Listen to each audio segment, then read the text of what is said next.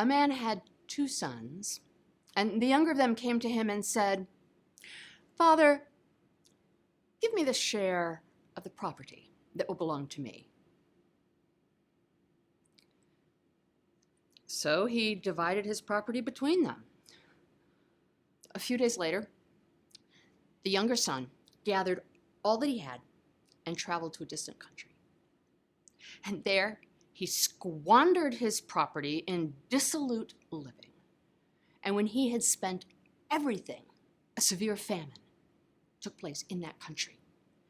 And he began to be in need.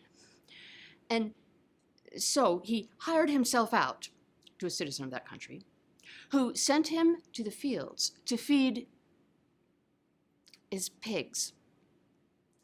And he would gladly have filled himself with the pods the pigs were eating, and no one gave him anything. When he came to himself, he said, "How many of my father's hired hands have bread enough and more to spare, and here I am, dying of hunger? I will get up. I will go to my father, and I will say, 'Father, I have sinned against heaven and before you. I am no longer worthy to be called your son. Treat me like one of your hired hands.' And he went and set off to his father. Now, as he was a far way off, his father saw him and was filled with compassion.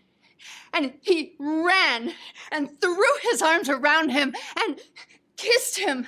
And the son said, 'Oh, Father,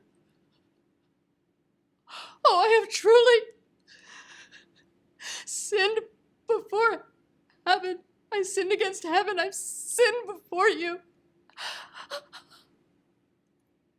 I am not worthy to be called your son.' But the father called the slaves and said, 'Quickly, bring a robe, the finest one, and put it on him, and put a ring on his finger and sandals on his feet. Oh, get the fatted calf and kill it. Let us eat and celebrate. For this son of mine, he was dead and is alive again. He was lost and is found.' And so they began to celebrate. And now the elder son was in the fields. And when he came and approached the house, he heard music and dancing.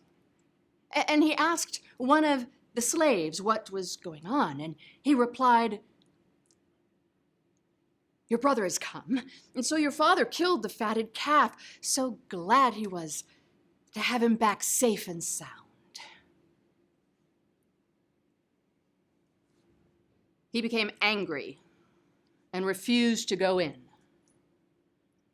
Then the father came out and began to plead with him.